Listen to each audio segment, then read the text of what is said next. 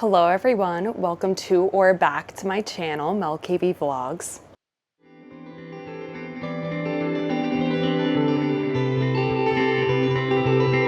If you're just finding my channel for the first time, hey, my name is Mel. I'm an equity actor that lives in New York City. I've been here for almost 10 years and I vlog all about what it is like to be a musical theater performer in this industry in New York and everything that comes with it, so make sure you subscribe. Okay, so today I have a crazy story for you guys. I was thinking about it and I was like, I don't think I've ever sat down and given a full story time of this thing that happened. And it's time. This is the story of how a psychic literally made sure that I booked my national tour debut. And I know that sounds crazy. If you don't believe in psychics, you'll still see how this situation that happened literally changed the trajectory of my life. It's crazy. So we're gonna rewind to the year 2016, 10 years ago.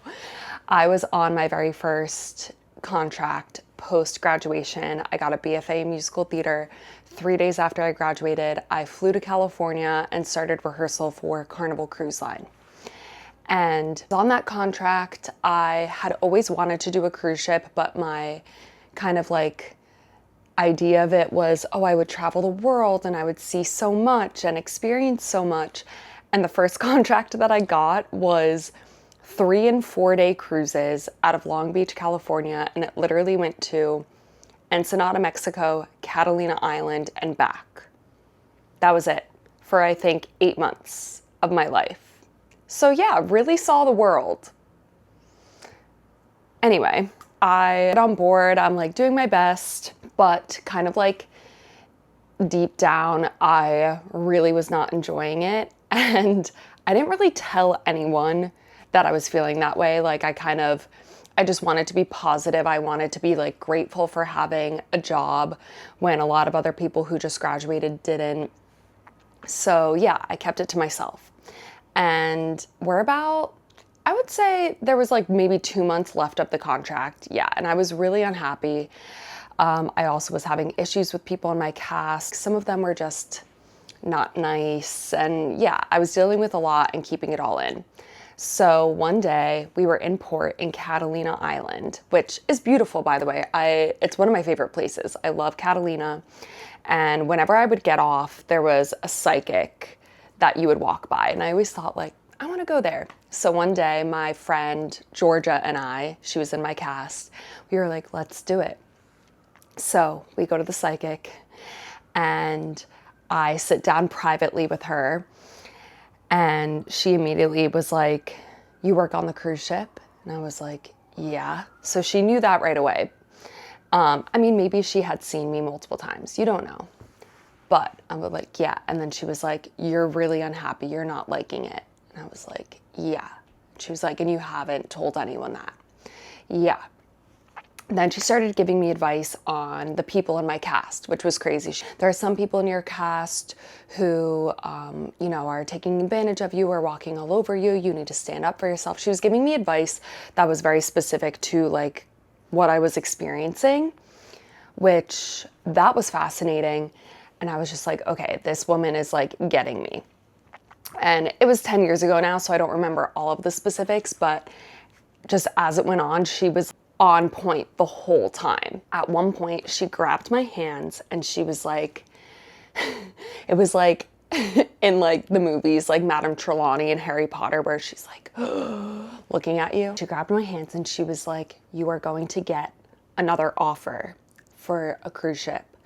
And it is going to be very tempting. Do not take it. And she was so do not take it.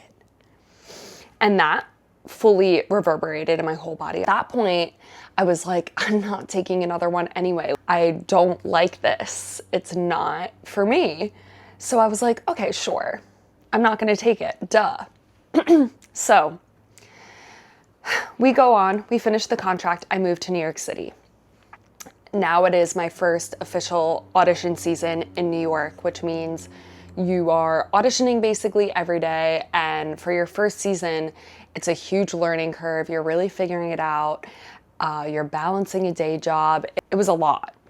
So I want to say, I think it was about April. So we're 4 months in, and that April for everyone is when you're like, if you haven't booked something or you don't feel like you've gotten close, that is a rough month usually.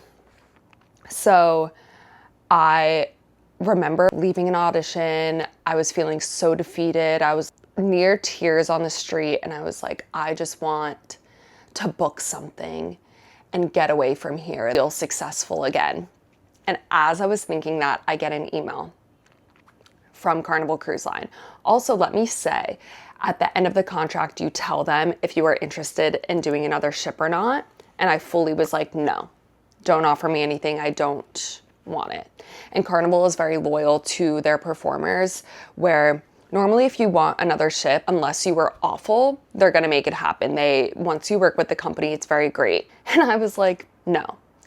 So anyway, I'm walking down the street, get this email, it's from Carnival. They're offering me what I consider to be one of the best ships in the fleet at the time. And it was a great itinerary. It still wasn't seeing the world, but it was like 10-day cruises, 7-day cruises with a lot of islands. I would be seeing a lot more. And it was 4 shows instead of 2 shows I wanted to do. It was kind of like, if I were to do another contract, that would have been it. So I was like, oh my God, I'm sitting here so upset, begging the universe to give me a job. And I told the company to not send me an offer, and they still did. And it's the best one. How is this not a sign? And I wanted in that moment to take it. Fully, I was like, this is it. It's a sign. And then I remembered the look on that psychic's face and her eyes piercing through my soul. That psychic told me not to. And the way my brain worked at the time, I was like, oh, that probably means the ship is gonna sink or something. Like something catastrophic will happen if I take this contract. He was saving my life by telling me not to do this. Like, that's the fear I felt. So because of that, I was like, I can't take it because I'll literally die if I do. So right in that moment, I was like, I know if I don't say no right away, I'm gonna think about it too much. So I just replied on my phone, thank you so much, but I can't accept this. And especially after auditioning, I probably went to like 45 auditions by that point. And I was so defeated, and to like turn down a job is insane. To turn down like $1,000 a week in 2017 at that point, that was crazy. Whatever. She's protecting me from death. So that contract would have started in like 3 weeks' time, maybe the beginning of May. And within that time, I think it was either the end of April or May, I auditioned for the A Chorus Line tour. And if I accepted that Carnival contract, I would not have been auditioning anymore. I would have been packing up my stuff and leaving. And I auditioned for the Chorus Line tour and booked it. Booked my very first national tour. I think I got the offer the end of May. So a month after this like breakdown and turning down a job, I booked. Literally my dream. A Chorus Line is my favorite show, my dream. And I booked it, and I booked Val, which was even crazier. So I believe ultimately that psychic knew that, and she knew if I went on another cruise ship, I wouldn't be accomplishing my dream.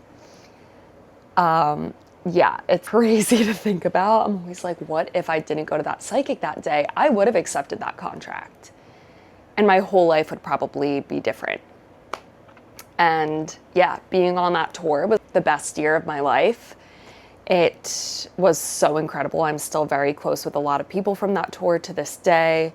It gave me so much. It gave me the whole Chorus Line family. I got to do the 50th anniversary at the Schubert Theater on Broadway last summer.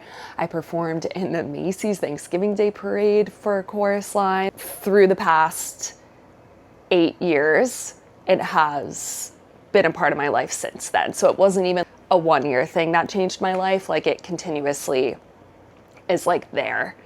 So that's insane to think about. Yeah, so whether or not you believe in psychics and whether or not she actually knew what was gonna happen, her just telling me that changed my life. And now I'm kind of thinking, should I go back to Catalina Island and get another reading from her? Because I do feel like I need some direction again. We're about 10 years out. I need someone to tell me what to do, because that was crazy. Okay, I hope you enjoyed that story. I probably have a million other ones like it in my little arsenal of crazy stories of things that have happened to me. So yeah, if you want to hear more, let me know and I can do more story times. That is it for today. All right, make sure you subscribe to see what I'm up to. And yeah, love you guys. Mwah. Bye.